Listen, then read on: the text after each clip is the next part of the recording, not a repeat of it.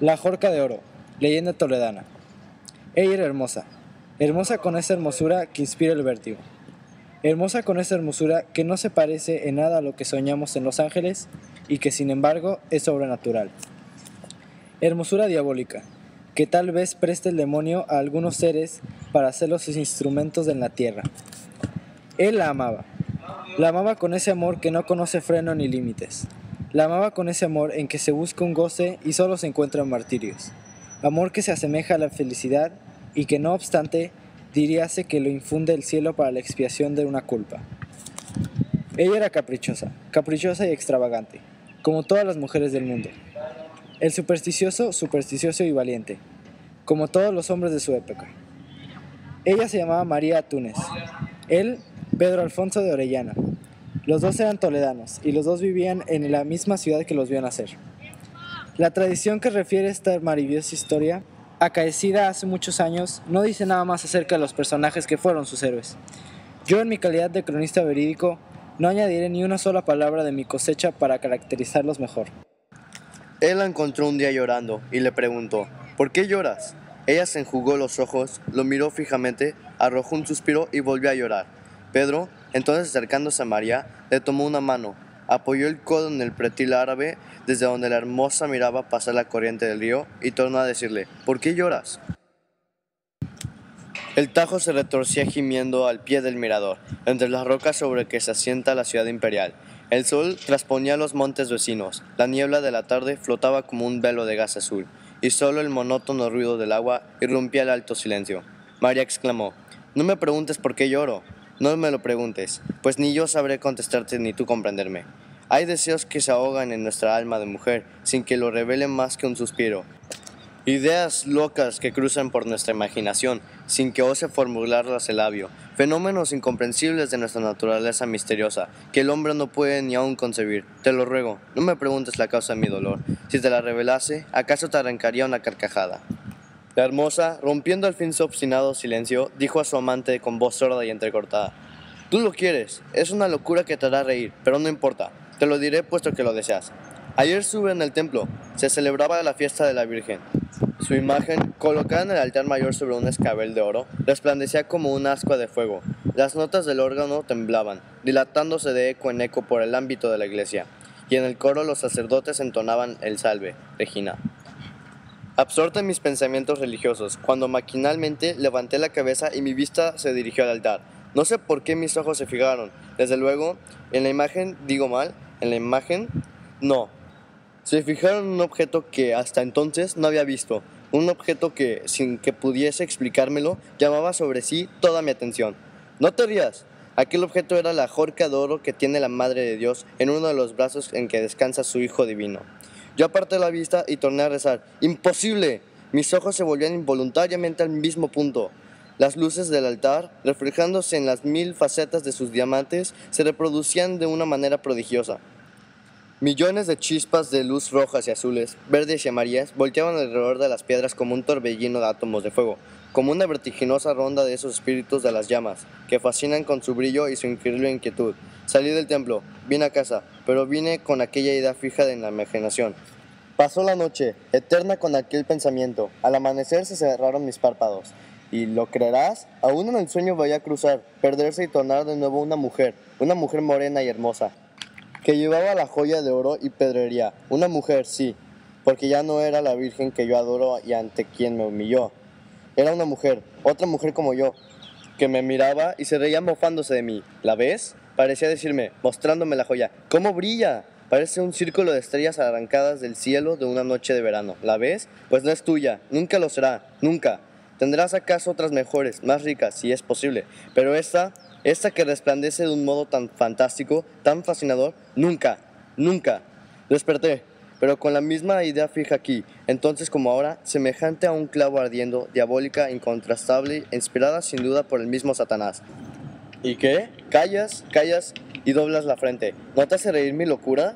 Pedro, con un movimiento convulsivo, oprimió el puño de su espada. Levantó la cabeza, que en efecto había inclinado, y dijo con voz sorda, «¿Qué virgen tiene esa presea? La del sagrario», murmuró María. «¿La del sagrario?», repitió el joven con acento de terror. «La del sagrario de la catedral».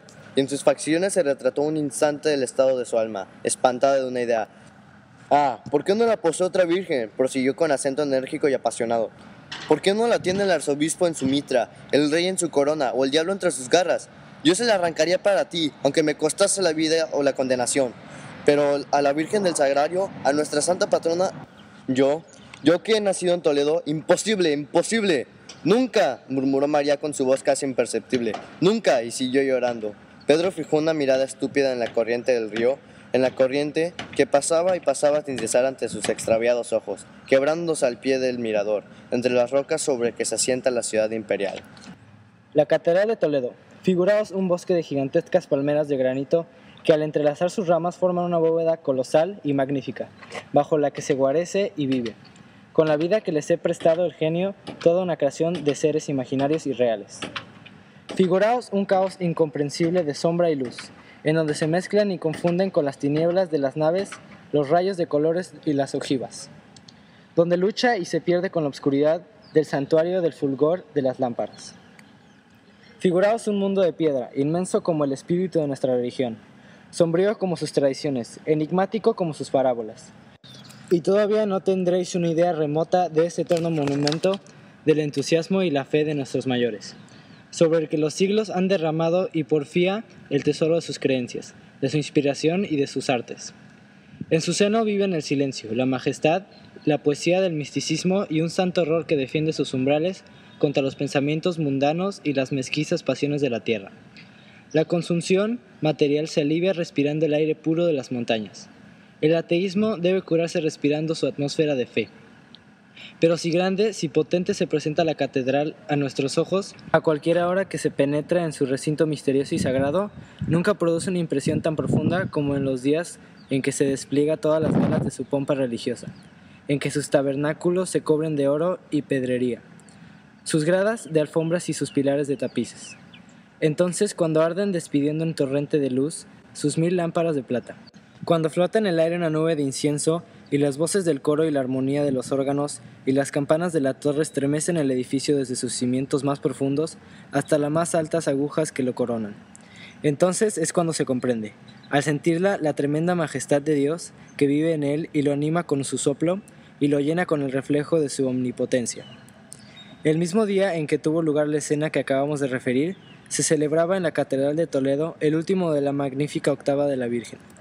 La fiesta religiosa había traído a ella una multitud inmensa de fieles, pero ya ésta se había dispersado en todas direcciones, ya se habían apagado las luces de las capillas y del altar mayor, y las colosales puertas del templo habían rechinado sobre sus goznes para cerrarse detrás del último toledano, cuando de entre las sombras y pálido, tan pálido como la estatua de la tumba en que se apoyó un instante mientras dominaba su emoción, se adelantó un hombre que vino deslizándose con el mayor sigilo hasta la verja del crucero. Allí, la claridad de una lámpara permitía distinguir sus facciones. Era Pedro. ¿Qué había pasado entre los dos amantes para que se aprestara, al fin, a poner por obra una idea que solo le concebiría a los caballeros de horror?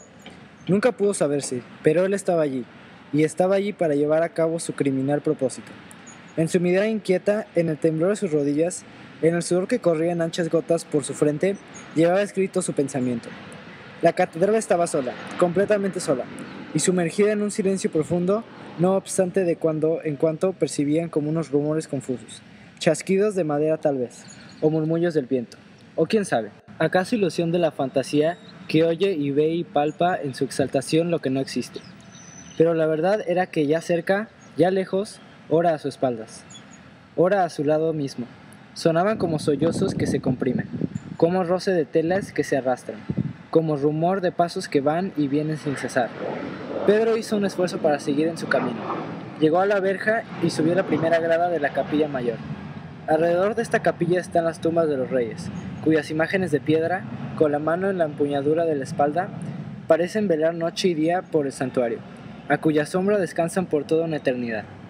«Adelante», murmuró una voz baja, y quiso andar y no pudo. Parecía que sus pies se habían clavado en el pavimento. Bajó los ojos y sus cabellos se erizaron de horror. El suelo de la capilla lo formaban anchas y oscuras losas sepulcrales. Por un momento creyó que una mano fría y descarnada lo sujetaba en aquel punto con una fuerza invencible.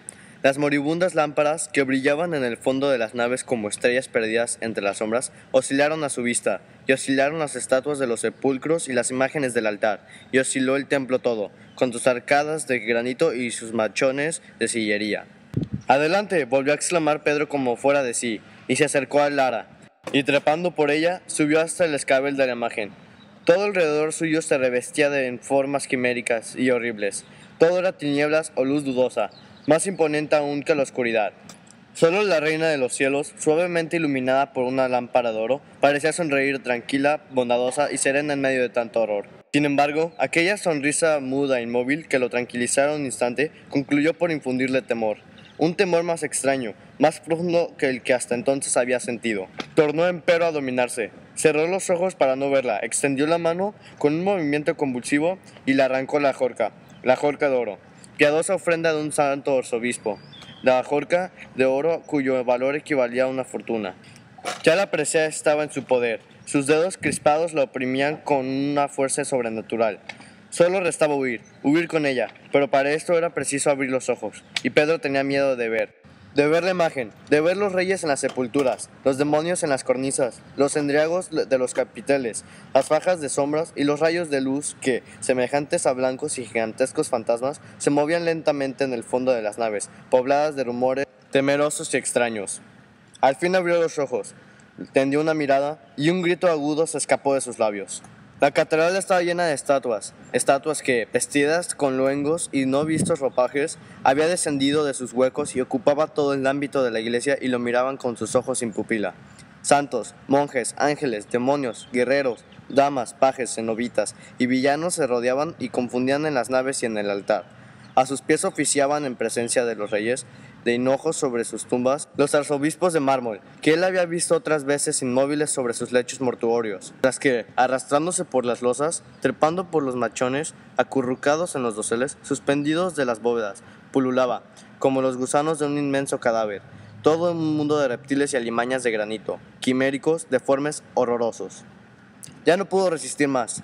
Las sienes le latieron con una violencia espantosa. Una nube de sangre oscureció sus pupilas, arrojó un segundo grito, un grito desgarrador y sobrehumano, y cayó desvanecido sobre Lara. Cuando el otro día los dependientes de la iglesia lo encontraron al pie del altar, tenía aún la jorca de oro entre sus manos, y al verlos aproximarse exclamó, con una estridente carcajada, «¡Suba, suba!». El infeliz estaba loco.